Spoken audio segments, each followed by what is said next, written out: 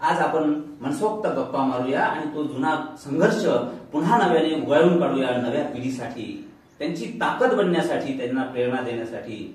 यासाठी आज स्टुडिओमध्ये आलेले आहेत यवतमाळातील ज्या पाठीपुऱ्यामध्ये बालारामजी टेंभुर्णे घडलेले आहे आणि बालारामजी टेंभुर्णे यांनी उभा महाराष्ट्र त्या काळामध्ये आपल्या संघर्षाने, आपल्या त्या क्रांतीप्रवण कार्याने लोकांना सुरक्षित ठेवलेलं आहे. त्यांचे सुपुत्र माननीय रवींद्रजी टेंभुर्णे, आपलं खूप खूप स्वागत आहे आमच्या स्टुडिओमध्ये.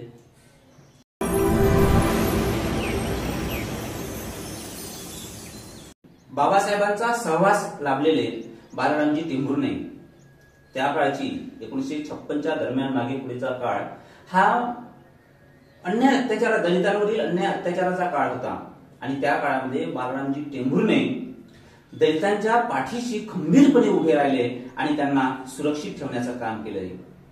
निश्चितच ही मोठी घटना आहे आणि बाबासाहेबांचा सहवास आपल्या वडिलांना लाभलेला आहे आणि त्यांच्या घरी आपला जन्म झालेला आहे, ही निश्चितच मोठी गोष्ट आहे. मला आठवतं की बाबासाहेबांचा सहवास किती मोठी गोष्ट आहे.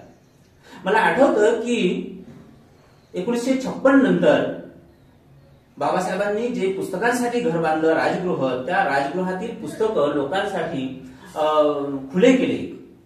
ते दालन खुलं केलंय आणि अनेक लोक तिथे पाहायला आले, झुंबड उडली आणि तरीही तिथे बॅरिकेड्स लावले गेले आणि सुरक्षा दल सुद्धा ठेवलं गेलं की पुस्तकांना हात लावायचा नाही. अशा वेळेस एक अशिक्षित माणूस पुन्हा पुन्हा त्या बाबासाहेबांनी लिहिलेल्या पुस्तकाला हात लावायचा. तो वॉचमॅन ओरडायचा की तुम्हाला सांगितलं ना की हात लावू नको म्हणून. पुन्हा हात लावायचा, पुन्हा हात लावायचा, पुन्हा ओरडायचा. तेव्हा तो अशिक्षित म्हातारे बुवा म्हणाले की बाबा, मी पुस्तकाला हात लावत नाही रे. बाबासाहेबांनी जे पुस्तकं वाचले त्या पुस्तकाला बाबासाहेबाचा स्पर्श झाला, त्या बाबासाहेबाच्या हाताला हात लावतो. केवढी मोठी त्याची निष्ठा. बाबासाहेबांचा सहवास म्हणजेच जन्माचं सार्थक होणे. आपल्या घरी आपले वडील तर बाबासाहेबांसोबत राहिलेले आहेत. मग श्याम हॉटेल असेल नागपूरचं किंवा पुलगावची सभा असेल किंवा भंडाऱ्याचा प्रचार असेल, या संबंध प्रक्रियेमध्ये, या प्रवासामध्ये बाबासाहेबांसोबत आपले वडील राहिलेले आहेत आणि आपले वडील, त्यांचा सहवास, त्यांच्या घरी आपला जन्म झालेला आहे, आपण पुत्र म्हणून आहेत. कसं वाटतं या वीर मोठ्या माणसांसोबत आपले वडील राहिलेले आहेत, त्यांच्या घरी तुमचा जन्म झालेला आहे, कसं वाटतं तुम्हाला? तो आमच्याकरता तर अतिशय अभिमानाचा क्षण आहे की जी बालारामजी टेंभुर्णे बाबासाहेबांच्या अंगरक्षकासाठी समता सैनिक दलातून निवडल्या गेलेले होते गोपनीय टीम मध्ये, आणि अशा एकनिष्ठ राहिलेल्या माणसाच्या घरामध्ये, जीवाला जीव देणाऱ्या लोकांसोबत राहणाऱ्या त्या घरामध्ये आम्ही जन्माला आलो, याचा मला आजही खूप मोठा अभिमान आहे. कारण त्यांचे जे संघर्ष आहेत ते असेपर्यंत आम्ही आमच्या डोळ्यांनी बघितलेले आहे. म्हणजे त्यांनी कुटुंबाकडे कधीच लक्ष दिले नाही, कुटुंबाकडे कधीच लक्ष दिले नाही.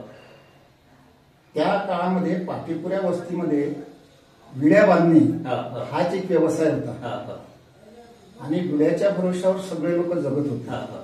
आमची आई सत्यभामाबाई टेंभुर्णे ही विड्या बांधायची आणि आम्हाला कशी तरी जगवायची.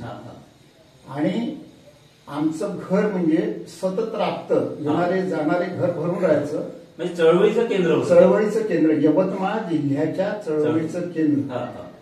आणि त्या घरामध्ये छोटस घर, कुलूप काहीच नाही, कशी झापड, फक्त झापड, म्हणजे कुलूप नाही, केली नाही, काहीच नाही. आणि अशा घरामध्ये या चळवळीतले, दलित चळवळीतले एकूण एक नेते ते आमच्या घरामध्ये आले. आमच्या वडिलांनी कोणालाही त्या काळात सुद्धा विश्रामगृहात ठेवलेलं नाही. सारवलेली जमीन असायची, त्या जमिनीवर बसून जेवण करायचे, जेवण वाढायचे. एक प्रसंग तर असा आला की पाऊस धोधो आणि आमचं ते कौलारू घर, त्याच्यातून पाऊस असा गळत होता. मग कुठे उभे राहणे, ज्यांना ज्याला जो जो कोपऱ्यात सेफ मध्ये असं वाटलं, सुरक्षित वाटलं, तिथे जाऊन त्यांनी तो प्रसंग कसा असेल. भैयासाहेब आंबेडकर जेव्हा आले, भैयासाहेब आंबेडकर जेव्हा विदर्भाच्या दौऱ्यावर असायचे, तेव्हा यवतमाळवरून बालारामजी टेंभुर्णेला घेतल्याशिवाय ते विदर्भाचा दौराच करायचे. ते असे अतिशय साधा माणूस, अतिशय साधा माणूस, म्हणजे आम्ही प्रत्यक्ष पाहिलं. आई अंडा भुर्जी आणि चपात्या, गरम गरम चपात्या वगैरे तयार करायची, आणि त्या हातावर अंडा भुर्जी असे ठेवून ते भैयासाहेब खाताना आम्ही पाहिले. तेव्हा म्हटलं त्या एक सूर्याचा हा पुत्र, सूर्यपुत्र, आणि हा किती साधा माणूस, आणि त्याचं दर्शन आपल्या घरी होते, हे किती मोठं. मग त्या आमच्या घरामध्ये आम्ही दादासाहेब रुपवते असो, दादासाहेब गायकवाड असो, एजी पवार असो, बाबूजी आवळे, एल.आर. बाली, दाता रुपवते, म्हणजे जेवढे त्या काळामध्ये जे शेड्यूल कास्ट फेडरेशनच्या वेळेस निवडून आलेली जी मंडळी वगैरे होती, या सगळ्यांचा सत्कार होता. आणि हे सगळे आमच्या घरी, आणि त्यांचं इथे धर्मशाळा होती, धर्मशाळामध्ये सत्कार वगैरे ठेवला होता, जुनी धर्मशाळा. म्हणजेच बालारामजी टेंभुर्णे एक सक्रिय कार्यकर्ते होते, आणि खरं म्हणजे त्या काळामध्ये त्यांचा दलितांना फार मोठा आधार होता. आणि म्हणूनच मग दलित चळवळीचे सगळे कार्यकर्ते, बहुतांश कार्यकर्ते हे बालारामजी टेंभुर्णे यांच्या घरी आले, आणि त्यांना या सगळ्या कार्यकर्त्यांना पाहण्याचं एक मोठं भाग्य म्हणूया रवींद्र टेंभुर्णे यांना मिळालेलं आहे. मला आठवतं की जेव्हा बाबासाहेब श्याम हॉटेलवरून दीक्षाभूमीकडे दीक्षा घेण्यासाठी निघाले, तेव्हा श्याम हॉटेलवर त्यांना पाहणाऱ्यांची, दलितांची अरोट गर्दी जमलेली होती. ज्या कारमधून बाबासाहेब निघाले, तर त्या कारच्या मागे हे लोक धावत होते. ज्या भूमीवरून कार चालत होती, ती भूमी, ती माती हे लोक आपल्या कपाळाला लावत होते. एवढी निष्ठा. त्यांचे बाबासाहेबांचे अंगरक्षक बालारामजी टेंभुर्णे होते. खरं म्हणजे हे सगळं सांगताना अंगावर अशी शहारे येत आहे, कारण सूर्या एवढी माणसं आपण पाहिलेली नाही आहे, पण त्या सूर्या एवढं माणसांना पाहिलेली माणसं आणि त्यांचे वंशज आज आपल्या याच्यामध्ये आहे. मला हे सांगा की बाबासाहेबांच्या सहवासात बालारामजी टेंभुर्णे म्हणजे पाटीपुऱ्याचं आणि यवतमाळचं आणि एकूणच विदर्भाचं हे भूषण आहे. बालारामजी टेंभुर्णे आणि एकूणच पाटीपुरा हे भूषण आहे. तर बाबासाहेबांसोबत अंगरक्षक म्हणून बालारामजी टेंभुर्णेंना कुठे कुठे संधी भेटली? आता आमचे वडील झाले हे फक्त तिसरा वर्ग पास झाले, तिसरा वर्ग पास झाले. म्हणजे ताकद एवढी की एकदा शाळेमध्ये खो खोच्या टीम मध्ये होते. खो खो खेळत असताना जेव्हा त्यांनी डाई मारली खांब्यावरून, तर तो खांबाच उखडला आणि त्याचे जे झिंकीचे व्रण आहेत ते मरेपर्यंत मांडीवरती होते. वाघाचं बळ घेऊन असलेली माणसं होती, वाघाचं बळ घेऊन असलेली. आता आपण पाहत होतो की बाबासाहेबांसोबत अंगरक्षक म्हणून कुठे कुठे होते? तर बाबासाहेबांसोबत पहिले 1954ला सिद्धार्थ वाचनालयाच्या उद्घाटनासाठी जेव्हा बाबासाहेब कुलगावला आले, तर त्या काळामध्ये आमचे वडील यवतमाळ जिल्ह्याच्या समता सैनिक दलाचे प्रमुख होते, आणि प्रत्येक शाखा होत्या जिल्ह्यात. तर त्या सैनिकांना त्यांचा करारी आवाज असल्यामुळे सगळे उपस्थित राहत होते. हे बाबा पहिले अंगरक्षक म्हणून आमचे तिथे होते. आणि जे कार्यकर्ते होते जसे जनपतकर गुरुजी वगैरे, आमच्या वडिलांनी जनपतकर गुरुजीला राजकारणामध्ये वगैरे आणलं, ते बॉक्सिंगचे फायटर वगैरे होते, आणि शिक्षक होते. आणि तुमच्यासारखे तरुण मंडळी आपल्या चळवळीमध्ये पाहिजे म्हणून मग त्यांनाही घेऊन आले, आणि त्यांची ओळख आमच्या वडिलांनी बाबासाहेबांशी करून दिली. म्हणजे असं त्यांनी स्वतःच लिहिलेलं आहे. मला वाटते बालारामजी टेंभुर्णे यांचा इतिहास फार मोठा आहे, आणि एका शूराचा इतिहास आहे, एका सक्रिय कार्यकर्त्याचा, धडाडी कार्यकर्त्याचा आणि समर्पित कार्यकर्त्याचा इतिहास आहे. मला वाटतं यावर आपण पुस्तक पण लिहिलेलं आहे. कोणतं आहे ते? आंबेडकर चळवळीतील वादळवारा बालारामजी टेंभुर्णे. आंबेडकर चळवळीतील वादळवारा बालारामजी टेंभुर्णे म्हणून पुस्तक लिहिलेलं आहे, आणि ते निश्चितच आता तो इतिहास लोकांसाठी खुला आहे. मला हे सांगा की पाटीपुरा खरं म्हणजे यवतमाळची ती एक क्रांतीभूमी आहे. एक काळ होता की ज्या पाटीपुऱ्यामध्ये दलितांची वस्ती होती, म्हणजे त्या ठिकाणी एससीच आहे अशातला भाग नाही, अदर पण आहे. आणि एकूणच ते दलित अशा पद्धतीची वस्ती आहे. तिथे त्या काळामध्ये उपासमार असेल, दारिद्र्य असेल, बेघरपणा असेल, हे सगळं होतं. पण तरीही बाबासाहेबांच्या विचारांनी पेटलेली ती माणसं होती. तर हे आखाडा वगैरे निर्माण केला, यामागची कारण काय होती? त्याआधी मी तुमची थोडीशी एक वेळ घेतो की बाबासाहेबांच्या सोबत कसे भेटले. त्याच्यातला एक प्रसंग मला 1956चा धर्मांतराच्या वेळेचा प्रसंग मला आठवण सांगतो की बाबासाहेबांच्या धर्मांतराच्या बाबासाहेबांच्या जीवाला भीती होती. म्हणजे काय होईल काही सांगता येत नाही. अशा वेळेस 19 लोकांची एक गोपनीय अशी टीम होती गुप्ता रस्त्यावर. म्हणजे बाबासाहेबांना सुद्धा सरळ रस्त्यानं घेऊन जाता आलं नाही. जे घोषित केलं की या रस्त्याने येणार, त्या रस्त्यानं येणार, अशा रस्त्यानं न जाता बाबासाहेब वेगळ्याच दिशेनं, वेगळ्या अशा मार्गाने स्टेजवर स्थानापन्न झाले. तर त्या पाठीमागची भूमी कुठं काय चालते, कुठं काय सुरू आहे, ते या मला आवाज इंडियाची बुलकुंडे म्हणून आहे. आणि त्यांनी असं म्हटलं की तुम्हाला अजून काय माहित आहे. मी म्हटलं पाहिजे पुस्तकात लिहिलं नाही म्हणून. तुमच्या वडिलांकडे एक संपूर्ण टीमचं नेतृत्व, आंध्राचे कृष्णा आणि बालारामजी टेंभुर्णे यांच्याकडे संपूर्ण टीमचं नेतृत्व होतं त्या, असं त्यांनी सांगितलेलं आहे. आणि भालचंद्र लोखंडे जे समता सैनिक दलाचे, त्यांनी पुस्तक लिहिलेलं आहे भालचंद्र लोखंडे, बाबासाहेब का खुनी सविताबाई आंबेडकर नावाचं पुस्तक आहे त्यांचं. त्याच्यामध्ये या सगळ्या लोकांचे कोण कोण होते बा, चंद्रपूरच्या याच्यामध्ये आणि धर्मांतराच्या या नागपूरच्या याच्यामध्ये, त्या सगळ्यांची नावं आहेत दोन्ही याच्यामध्ये. आणि त्याच्यामध्ये सगळे पैलवान, तर त्याच्यामध्ये मग यवतमाळ जिल्ह्यातले बालारामजी टेंभुर्णे आणि जनपतकर गुरुजी पैलवान म्हणूनच असे त्यांचे उल्लेख केलेले.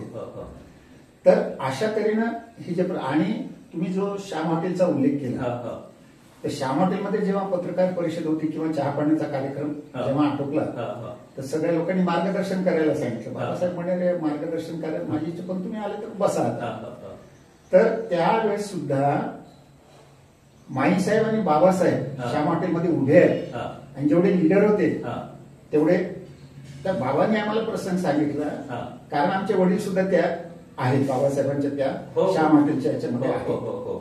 तर त्यांनी सांगितलं, अरे तुमचं राजकारणाकडे जास्त लक्ष दिसते, खुर्चीसाठी भांडणार आहात तुम्ही मागे पुढे, आताच माझ्या नजरेसमोर भांडत आहात, तर पुढे काय होईल, चला बसा तुम्ही खुर्च्यावर. तर सगळी नेते मंडळी खुर्चीवर बसली आहेत आणि माईसाहेब आणि बाबासाहेब त्यांच्या पाठीमागे उभे आहेत. आणि त्यांच्या पाठीमागे अगदी माईसाहेबाच्या बाजूच म्हणजे असं, कारण असं म्हटल्याबरोबर ही लोक मागे गेली आणि खरंच आमचे वडील मागे वगैरे जाऊन त्यांचं फक्त एवढं जे आहे तेवढा भाग अजूनही दिसतो. तर ते बाबासाहेबांच्या सोबत होते तिथे. बाबासाहेबांना त्यावेळेस एक कुणकुण लागली होती की हे जे लोक आहेत, तर हे, कारण तो फोटोचा प्रसंग आहे, फोटो जेव्हा काढायचा होता तेव्हा कार्यकर्ते त्या खुर्च्यांवर बसले आणि महान तपस्वी घटनाकार डॉक्टर बाबासाहेब आंबेडकर त्या खुर्च्यांच्या मागे जाऊन उभे होते.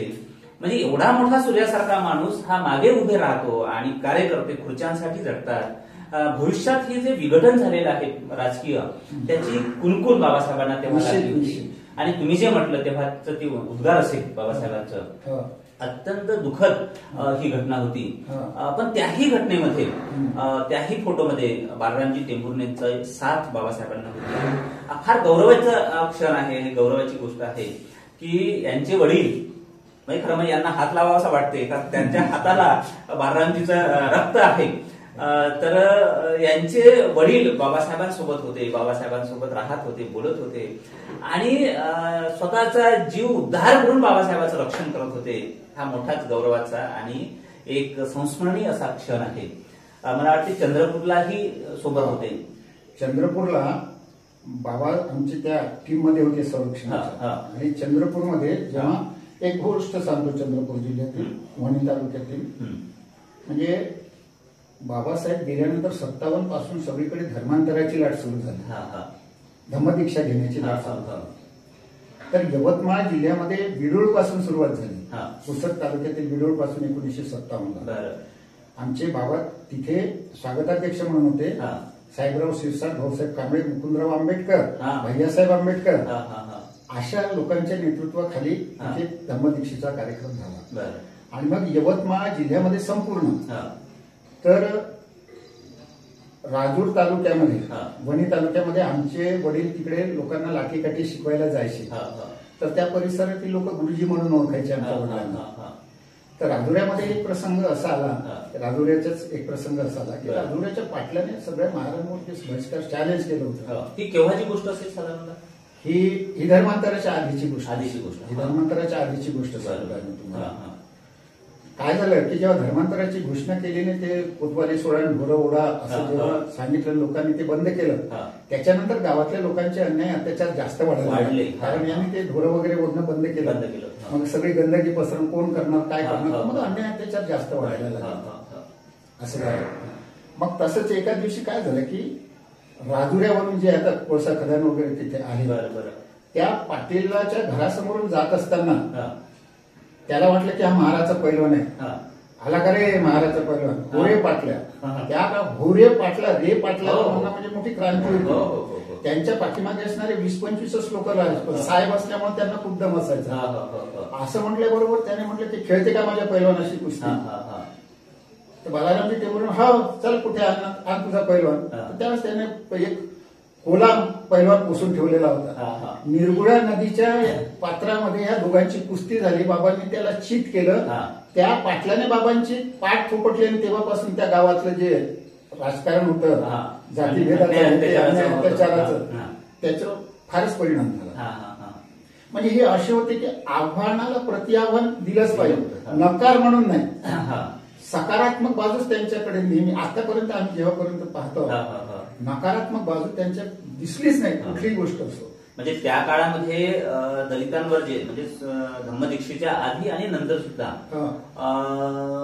हिंदू धर्म सोडून बौद्ध धर्माचा स्वीकार करते आहे. आणि हे जे ढोरं ओढणे आहे, जे हलकी कामे आहे, ते बाबासाहेबांनी सांगितलं की सोडून द्या आणि माणुसकीने जगा. आणि म्हणून मग माणुसकीने जगण्याचा प्रयत्न करते, म्हणून मग हे लोक त्यांच्यावर अन्याय अत्याचार करायचे. आणि याच्या प्रतिकारार्थ जे महाराष्ट्रामध्ये काही लोक दलितांची बाजू घेऊन आपलं प्राण हातावर ठेवून जी सेवा करत होते, त्यांचं संरक्षण करत होते, त्यामध्ये बाळरामजी टेंभुर्णे फार अग्रेसर होते. आणखी काही प्रसंग सांगा जो मोजरीचा असेल, तर असे प्रसंग सांगा की जे बाळरामजी टेंभुर्णे दलितांच्या बाजूने राहिले. बिलकुल. आता त्याच राजुऱ्याचा एक प्रसंग 1957चा, 28 मे 1957 असं काहीतरी. बरं. तिथे धर्मांतराचा कार्यक्रम झाला. हे जिल्ह्याचे प्रमुख असल्यामुळे उमरेच्या शेतामध्ये, उमरेचं शेत होतं आणि त्या शेतामध्ये धर्मांतराचा खूप लोक होते. आणि तो फोटो आणायचे माझ्याकडे तिथल्याच लोकांनी पाठवल्यामुळे तो पुस्तकामध्ये आहे. तर आनंद कौशल्य, बॅरिस्टर खोब्रागडे, माझे वडील आणि राघुबाई तेलंग म्हणजे बालारामजी टेंभुर्णे त्या कार्यक्रमाचे अध्यक्ष होते. आणि आनंद कौशल्याने यांच्या अध्यक्षतेखाली तो धर्मांतर सोहळा स्थापन झाला. त्याच्या आधी चंद्रपूर आणि वणी विभागातील लोक, आपले बरेच लोक धर्मांतराच्या आधी ख्रिश्चन धर्माकडे वळले. मग ख्रिश्चन धर्माकडे वळलेले असताना ह्या लोकांनी पुन्हा काय करायचं की जे ख्रिश्चन धर्माकडे वळलेले लोक आहेत त्यांना एका कडुनिंबाच्या झाडाखाली बसवायचे, त्यांना काळा चहा द्यायचे आणि पुन्हा हिंदू धर्मात आणायचं. म्हणजे ह्या चळवळी म्हणजे अशा त्यांनी राबवल्या, पुन्हा हिंदू धर्मात आणणार. आता त्या काळामध्ये का गेले लोक सगळे कास्टिझम हे ते आणि आर्थिक मोठं कारण होतं. त्याच्यामुळे तो परिसर इकडे अमरावतीच्या परतवाड्याकडला परिसर म्हणजे फार मोठ्या प्रमाणामध्ये ख्रिश्चन झालेली आपली त्या काळामध्ये.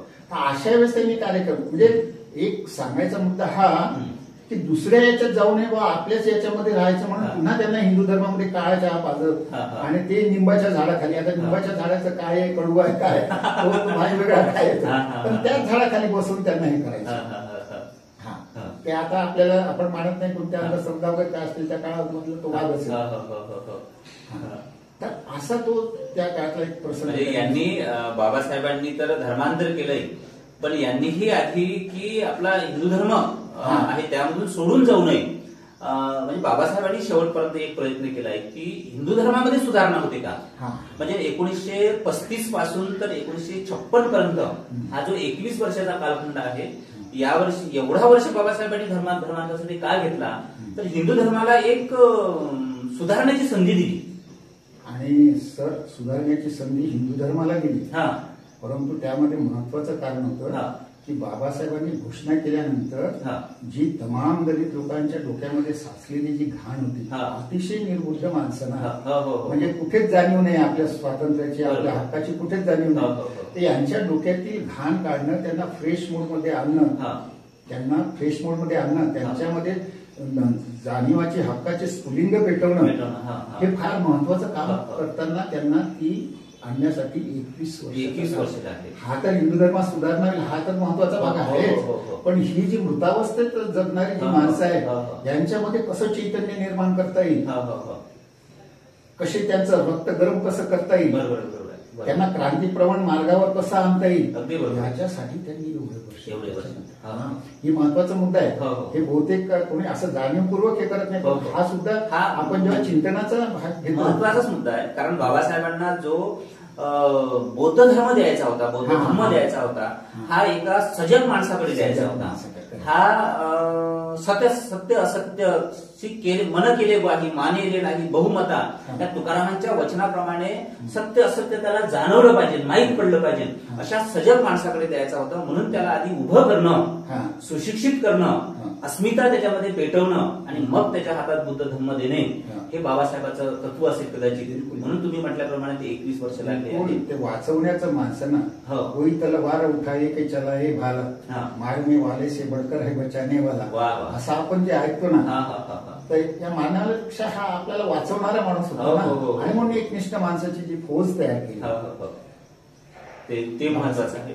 मला आणखी हे विचारायचं आहे की जेव्हा एखादा माणूस खूप काम करतो म्हणजे समाजासाठी झोकून देतोय, म्हणजे बाबासाहेबांनी झोकून दिलेलं आहे, मग बऱ्याच अंशी बाबासाहेबांच्या मुलांकडे त्यांचं लक्ष नाही राहिलं आहे, घरादाराकडे लक्ष राहिलेलं नाही आहे. तिकडे रमाईची तब्येत वाढत होती पण बाबासाहेब नाही घरी थांबू शकले, मुलांच्या शिक्षणावर फारसं लक्ष देऊ शकले नाही. त्यांनी संसार हा आपला विश्वाचा संसार, दलितांचा संसार म्हणजे आपला संसार असं मानलेला आहे. पुढे कार्यकर्ते सुद्धा तसेच राहतात. कार्यकर्त्यांनी सुद्धा त्यावेळेस आपल्या घरादारावर पाणी सोडून लोकांसाठी झटले ते.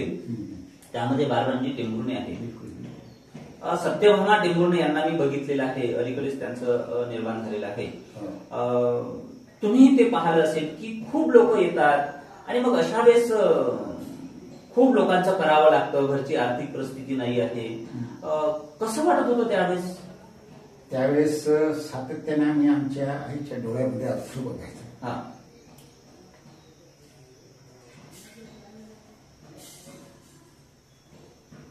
म्हणजे घरी काही नसायचं, बाप आडर सोडून द्यायचे, एवढे लोक जेवण करून जातील. मग आमच्या मागल्या दाराने शेजारी बाजारी होते, उष्णपासून म्हणजे त्या काळामध्ये नेते लोकांना लोक चालवायचे, म्हणजे त्यांना उष्ण्यासारखं म्हणजे त्यांना द्यायचं. तर तशी मग आई उष्णपासून आणायची सगळ्यांचं जेवण जे काही असेल, म्हणजे मिष्टांना तर भेटच नव्हतं, भाकरीपासून ते जे काही असेल ते, पण तिने आयुष्यामध्ये एकालाही असं उपाशी पाठवलं नाही. आणि खरं म्हणजे तिला अन्नपूर्णा माय म्हणायची. मग त्याच्यामध्ये आमची कशी अवस्था होत असेल आता जाणवतं की आपण कसं केलं असेल, म्हणजे किती कुपोषण झालं असेल आता जाणवते की त्या कुपोषणाचा अर्थ काय.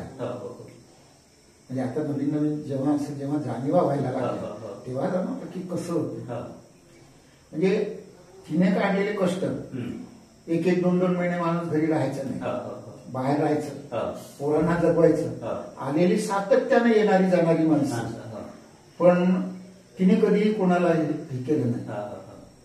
साहेब काय म्हणते, साहेब काय म्हणते, म्हणजे एवढे प्रसंग आले की काही जणांची कामं झाल्यानंतर कोणी म्हणाले शेती घेऊन देतो साहेब एवढं घ्या ना, कोणी म्हणाले साहेब गाय आणून देतो एवढं घ्या ना, पण आमच्या वडिलांनी कोणाचंच काही स्वीकारलं नाही.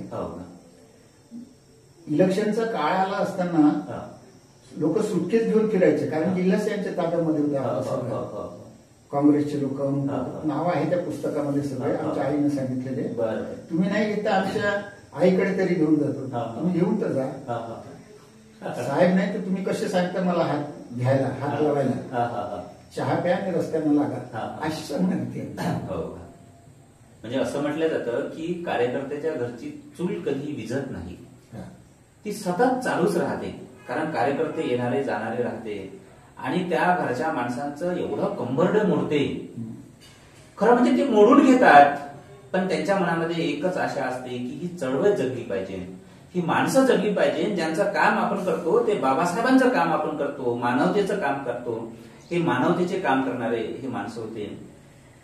दुसरा एक प्रश्न विचारायचा आहे की बालरामजी टेंभुर्णे आणि सत्यभामाबाई टेंभुर्णे यांनी आयुष्यभर लोकांसाठी काम केलेलं आहे आणि ते झिजले. आपण म्हटलं की आर्थिक परिस्थिती नसताना सुद्धा उष्ण वासनं आणून लोकांना त्यांनी खाऊ घातलेलं आहे. बऱ्याचदा अशा वेळेस आपल्या घराकडे कार्यकर्त्यांचं दुर्लक्ष होतं, तमाम कार्यकर्त्यांचं, आता सध्या जे आहे त्या तमाम कार्यकर्त्यांचं आपल्या घराकडे दुर्लक्ष होतं. आणि मग त्यांच्या मुलांचा एक प्रश्न राहतो की तुम्ही आमच्यासाठी काय केलं, हा एक प्रश्न राहतो. आपण रवींद्रजी टेंभुर्णे एक शिक्षक म्हणून निवृत्त झालेले आहे, मोठे योगानंदजी टेंभुर्णे तेही सर्व्हिसला होते, घर बऱ्यापैकी स्थिर स्थावर झालेलं आहे. पण बऱ्याच कार्यकर्त्यांच्या मुलांची ही ओरड असते की तुम्ही आमच्यासाठी काय केलं. बिलकुल. त्या संदर्भात तुम्ही काय सांगाल. तो प्रसंग आठवतो, त्यांच्या निष्ठेचा एक प्रसंग सांगतो. आम्ही राखवायचो, आम्ही आमच्या वडिलांना म्हणायचो बाबा आम्ही कॉलेजमध्ये शिकणारे लोक, घर चूल पेटत नाही, तुम्ही एकेकाळी व्यायाम केलेली माणसं, आज नुसत्या काळ्या चहाने एक ते सिरियस म्हणून भेटायचे, त्याच्यावर तुम्ही जगताय, कसं जमत असेल, पोरांना कसं वाटत असेल. त्यावेळेस 1967-65च्या काळामध्ये काँग्रेस रिपब्लिकन युती झाली होती. काँग्रेस रिपब्लिकन युती झाल्यानंतर हे आमच्या वडिलांना माहिती नव्हतं. त्या काळामध्ये 2 गट होते, आवळे गट आणि गायकवाड गट, 2 गट होते. तर हे आमचे वडील म्हणजे आवळे गटाचे होते.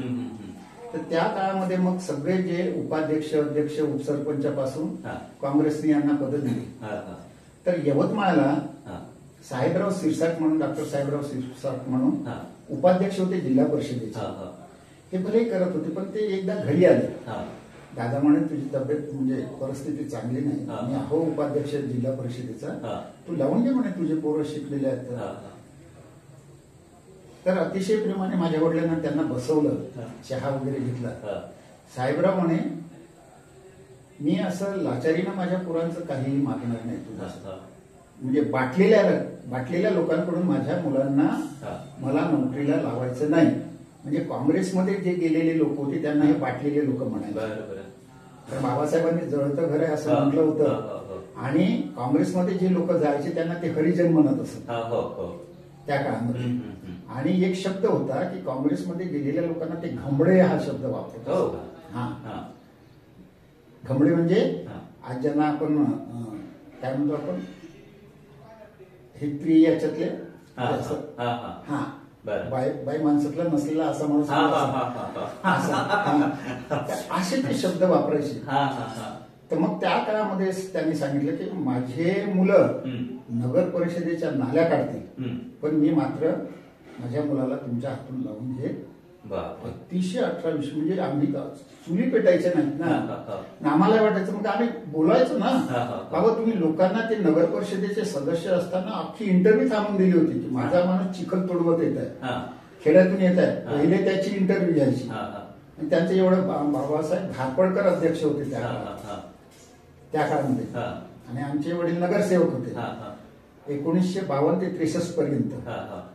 तर अशा याच्यामध्ये त्यांनी ते आल्यानंतर त्याची इंटरव्ह्यू झाल्यानंतर त्याला ऑर्डर मिळाल्यानंतर दुसऱ्या इंटरव्ह्यू सुरू झाल्या. म्हणजे लोकांना हात धरून त्यांनी इंटरव्ह्यू लावून दिल्या. एक जिल्हा परिषदेमध्ये ताराचंद मस्के म्हणून अजूनही आहेत, ते बेलोरीला गेले असताना त्यांना दिसले का तू शिकलेला आहे का, आणि हो मॅट्रिक वगैरे पास झालेला आहे, नोकरी करता का, त्यांनी म्हटलं हो. दुसऱ्या दिवशी त्याला बोलावलं, ते जिल्हा परिषदेमध्ये घेऊन गेले. तत्कालीन शिक्षण सभापती वगैरे कोणीतरी होते. बाबा दिसल्याबरोबर त्या केबिनच्या आतमधून ते आले, काय बालारामजी हा पोरगा आहे, शिकलेला आहे, परिस्थिती चांगली नाही, त्याला नोकरी लावायचा आहे. दुसऱ्या दिवशी त्याच्या हातामध्ये त्यांनी ऑर्डर दिली. हा प्रसंग त्यांनीच सांगितला, अजूनही ते जिवंत आहे याच्यामध्ये आलेलं. तर अशा तऱ्हेने लोकांना त्यांनी असं बिलकुल याच्या लावून दिलं. आमच्यासाठी मात्र ते कोणाकडेही गेलेले नाही, परंतु आम्हाला त्यांनी सांगितलं, बेटा तुम्ही शिकलेले आहेत, घराशेजारीच मातंग राहायचे, घराशेजारीच म्हणजे पाठीपुऱ्याच्या वस्तीच्या सभोवता मातंग, भंगी, मुस्लिम, भोई, कुंभार ह्या सगळ्या लोकांच्या अशा वस्त्या पाठीपुऱ्याच्या सभोवता. तुम्ही शिकलेले हे बघा हे कसे जगतात आणि सतत हसत असतात. तुम्ही शिकलेले लाटमारा पाणी काढा, तुम्ही तुमच्या भरोशावर जगा, तुमच्यासाठी मी येणार नाही. आपण हेच सांगतो, पण तुम्हाला कोणाकडून काम करून घ्यायचं असेल तर तुम्हाला माझी परवानगी तुम्ही जाऊ शकता, पण मी मात्र कोणाच्या दारात उभं राहणार नाही. तेवढी निष्ठा. म्हणजे लोक आज स्वतःच्या पोरासाठी काय काय करत नाही, काय काय करणार, आणि त्यांनी अजिबात दुर्लक्ष खुद म्हणजे फार मोठा संघर्ष, फार मोठा त्याग आणि त्याहीपेक्षा फार मोठी निष्ठा त्या विचारांवर, बाबासाहेबांच्या विचारांवर, की आपण दुसऱ्यासाठी भांडायचं, दुसऱ्यासाठी लढायचं, पण स्वतःसाठी काही असं मागायचं नाही, लाचारी पत्करायची नाही. मधु दंडवते कित्येक वेळ निवडून आले, पण तरीही सायकलनच जायचे. आणि आता एकदा कोणतरी निवडून येतो तर लगेच दुसऱ्या दिवशी फियाट कार लागते. ही जी माणसांची नीती आता बदललेली आहे, ही माणसंच त्या काळात नव्हती. प्रचंड नीतिवान, प्रचंड निष्ठावान ही माणसं होती. त्यामध्ये बालरामजी टेंभुर्णे होते. निश्चितच त्यावेळेस बालरामजी टेंभुर्णेंचा या समाजाला फार आधार वाटत होता. मला एक शेवटाकडे जात असताना मला एखादा प्रसंग सांगा की बालरामजी टेंभुर्णेंनी त्या काळामध्ये या प्रसंगाच्या अनुषंगाने मदत केली. एक दोन प्रसंग मी सांगतो. एक शेकापूर मोजरीचा तुम्ही मगाशी उल्लेख केला, त्या गावामध्ये, त्या गावामध्ये आपल्या लोकांनी झेंडा लावला. झेंडा लावल्यानंतर तिथे हिंदू लोक प्रचंड संतापले. संतापल्यानंतर त्यांनी पोलीस स्टेशनमध्ये वगैरे रिपोर्ट दिले, असं केलं. तिथे मग ठाणेदार वगैरे आले, बिपुलाल म्हणून त्या काळातले ठाणेदार. यहाँ से जल्दी निकालो, असं निकालो, तसं निकालो. मग त्या गावातील लोक बालारामजी टेंभुर्णेकडे आले, बाबांकडे आले आणि म्हणायला लागले की असं असं आहे, चल. ही लोक तिथे गेले आणि साधारणतः 2 महिने तिथे मुक्काम केला त्यांनी शेकापूर मोजरीमध्ये. त्यांना चॅलेंज दिलं त्या ठाणेदारांना, तू जाता की मैं जाता, जब तक तेरे को भेजता नहीं दूसरी तरफ तब तक मैं ये गाव छोडून जाईल. बैठक बोलावली, कोणाला महाराजचा माणूस म्हणून तिथल्या पाटलांना बैठक बोलावली. त्या नामाईरे असं करता करता त्या पोलिसाला म्हणे ना विचार, बालारामजी टेंभुर्णे म्हटल्यानंतर सत्य रुकू आते नाही त्याबरोबर, नामनी कुस्त्या आता त्याबरोबर. जसा तो ठाणेदार उभा झाला तशा यांनी आपल्या बाहेरवरती म्हणजे अशा तऱ्हेचा तो प्रसंग. मग त्याच्यानंतर असा प्रसंग आला की तू रहते की मैं रहता, आपण देखले. आणि मग तिथे त्या शेकापूर मोजरीला आपले 30-40 दणकट पोरं समता सैनिक दलाची शाखा स्थापन केली आणि तिथे त्यांना लाठीकाठीचं प्रशिक्षण दिलं. लाठीकाठीच्या प्रशिक्षणामध्ये एवढी तयार पोरं झाली की मग ते कोणाला भियच नाही. मग एक दिवस ते एसपीला भेटायला पायी आले तिथून शेकापूर मोजरीपासून वर्धेपर्यंत पायी आले. त्यांनी रिपोर्ट दिला यांच्या विरोधात आणि जेव्हा त्यांची बदली झाली तेव्हाच तिकडे आणि ते लोक फार आनंदात. तर सांगायचं तात्पर्य, मग त्या शेकापूर मोजरीमध्ये समता सैनिक दलाचं शिबिर होतं. त्या शिबिरेला त्यांनी बालारामजी टेंभुर्णे परिसर असं नाव दिलं. मग त्याच्यामध्ये विमल सुरे चिमणकर होते, ओरके सर होते, धम्मा कांबळे होते, प्रकाश गातार सर होते. आणि तिथे आमच्या दोघाही भावांचा सत्कार केला की बालारामजी टेंभुर्णेचे चिरंजीव आहेत बा, ती या कामामध्ये सक्रिय आहेत, आमचे तिथे सत्कार करण्यात आला त्या गावामध्ये. म्हणजे हा प्रसंग आम्हाला जे काही प्राप्त झालेला आहे ना ते आमचं स्वतःचं फार कमी आहे. बापाच्या नावावरच सुद्धा हे सांगायला आम्हाला म्हणजे हे वाटत नाही. ते जरी असलं तुमचा हा मोठेपणा आहे, पण वडिलांची जी चळवळ आहे, वडिलांची जी निष्ठा आहे, ते तुम्ही दोघेही भाऊ, योगानंदजी टेंभुर्णे आणि तुम्ही रवींद्रजी टेंभुर्णे, तुम्ही दोघेही सक्षमपणे ते चालवत आहे. याची अनेक उदाहरणं या समाजाने पाहिलेली आहे, अनुभवलेली आहे. दरम्यानचा 1998चा मला वाटते दोनोडा इथे जे हत्याकांड झालं होतं त्यामध्ये तुमची दलित समाजाला स्थिर स्थावर करण्याची जी भूमिका होती आणि हा जो असंतोष पेटलेला होता त्याला शमवण्याची जी भूमिका होती त्यामध्ये तुमची फार महत्वाची भूमिका होती. त्यामुळे तुमचं कर्तृत्व नाही असं म्हणता येत नाही, तुमचंही कर्तृत्व आहे. जाता जाता थोडा दोनड्याचा एक प्रसंग सांगा, म्हणजे यासाठी की बालरामजी टेंभुर्णेचे तुम्ही चिरंजीव म्हणून शोधतात. म्हणजे आजच्याही काळामध्ये तुम्ही हे काम करताहेत जे बालरामजी टेंभुर्णेंनी त्या काळामध्ये केले. हा थोडा दोनड्याचा प्रसंग कसा घडला तो सांगा. दोनड्याचा प्रसंग हा अगदी होळीच्या दिवशी घडलेला प्रसंग आहे मला वाटतं. त्या दिवशी तिथे राहणारे ठोंबरे परिवार, नारायण ठोंबरे आणि परिवार, आणि मी तिथे शिवशक्ती कन्याशाळेत कळमलाच मी शिक्षक होतो. आणि लोकांना माहित होते की त्या चळवळीतला माणूस आहे म्हणून मला ते प्रकरण कळलं सांगायला. तर दुसऱ्याच दिवशी म्हणजे ते प्रकरणाचा आम्ही तिथले काही स्थानिक लोक आणि मी वगैरे प्रत्यक्ष जाऊन पाहणी केली. गोवर्धन शर्मा हे मिनिस्टर होते आणि प्राध्यापक बोधनकर इथले यवतमाळचे तरुण भारताचे वार्ताहर हे तिथे आले. तिथे आल्यानंतर घरं पेटवलेली होती, तलवारीने या दोघांना छाटून टाकलं होतं, घरं पेटवलेली होती, कुठून मारलं काय मारलं. तर मी त्यांना असं सांगत होतो, असं हे इथं मारलं, इथे इथून जाळलं असं. तर मला तो बोधनकर असं म्हणाल की तुम्ही कोण आहे. मी म्हटलं मी इथला सामाजिक कार्यकर्ता आहे, मला काय घडलं सत्य ते तुम्हाला मला दाखवायचं आहे. तर ते पाहिल्यानंतर मग तो प्रसंग खूप मोठा म्हणजे सगळीकडे महाराष्ट्रभर गाजला तो प्रसंग. पण ते झाल्यानंतर तुम्हाला सांगतो की त्याची इतक्या लवकर आणि यवतमाळवरून माझ्यासोबत नाईक सर असायच्या, तिथे स्कूटरनं जायचं, त्या लोकांना स्थिर स्थावर करणं, त्यांना समजावून सांगणं. तिथे मंगल तेलंग, चंदन तेलंग यांचं शेत वगैरे होतं. मग त्यांच्या चावडीमध्ये बसून जलोटा साहेब मला वाटतं त्यावेळेस हे होते जिल्हाधिकारी आणि SP होते. त्यांनी खूप चांगले लवकरात लवकर निर्णय घेतले. समाज कल्याण अधिकारी धोटे साहेब होते. म्हटलं काहीही झालं तरी विस्थापित झालेले लोक यांचं तुम्ही काय करता. तर सगळं थांबल्यानंतर त्यांची सद्गत जी आहे, आपण असं सद्गत म्हणतो त्यांचा मृत्यू वगैरे म्हणजे सगळं, तर त्या शेतामध्ये वंदना वगैरे घेण्याचं काम वगैरे मिस केलं मला तो भाग. त्यावेळेस एक्सरे टाइम्स ऑफ इंडियाची की एक्सप्रेस इंडियाची असते, अब्राहम म्हणून होते वार्ताहर होते त्या, ते वगैरे हजर होते. आणि त्या काळामध्ये दयाराम चव्हाण नावाचे जे कळमला कोणीतरी ठाणेदार होते असं. त्या काळामध्ये मी असं म्हटलं होतं की याच्यावरती 302 कलम लावा ठाणेदारावर, कारण त्यांनी सुरक्षा तिथे प्रदान केली नव्हती. त्याच्या आधी त्यांनी प्रसंग तिथल्या गावाच्या लोकांनी वगैरे सांगितले असताना त्यांनी तिथे सुरक्षा प्रदान केली नाही आणि त्याच्यामुळे ते प्रसंग उद्भवला. म्हणून याच्यावर 302 कलम खाली अटक करा म्हणून तत्कालीन लोकसत्तेमध्ये माझं ते म्हणत म्हणजे प्रचंड.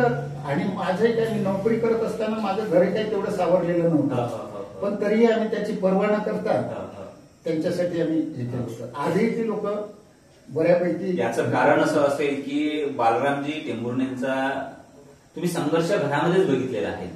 ती बाबासाहेबांवरची निष्ठा, ती बाबासाहेबांची चळवळ ही तुम्ही घरामध्ये बघितलेली आहे आणि ते कुठेतरी तुमच्यामध्ये तत्व आलंय आणि आजही ते करता.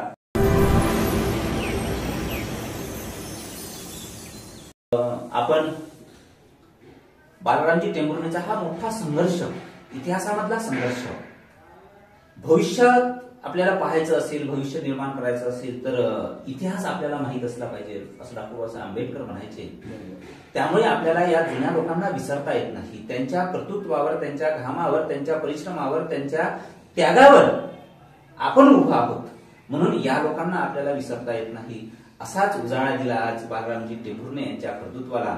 आपण इथे आलात आणि आमच्या रसिक श्रोत्यांना पाटीपुऱ्यातील बालरामजी टेंभुर्णे हे बाबासाहेबांसोबत कसे होते आणि हा एकूणच त्यागाचा संघर्ष कसा होता हे आपण अगदी पुराव्यानिशी त्यांचे सुपुत्र असल्यामुळे आपल्याला या मुलाखतीला, या बोलण्याला अधिक वजन प्राप्त होतं, अधिक सत्यता त्यामध्ये आहे. हे सत्य आपण सांगितलंय साहित्य संवाद चॅनलच्या अनुषंगाने आपलं खूप खूप आभार. धन्यवाद. धन्यवाद.